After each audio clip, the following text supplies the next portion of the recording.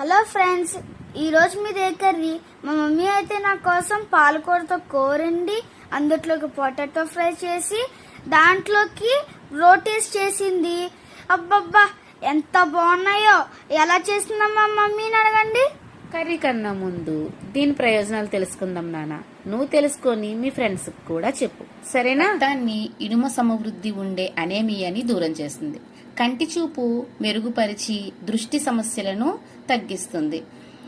ఇంకా ఎముకలు బలంగా ఉండేందుకు సహాయపడుతుంది. అంటే బోన్స్ చాలా స్ట్రాంగ్ గా ఉంటాయన్నమాట.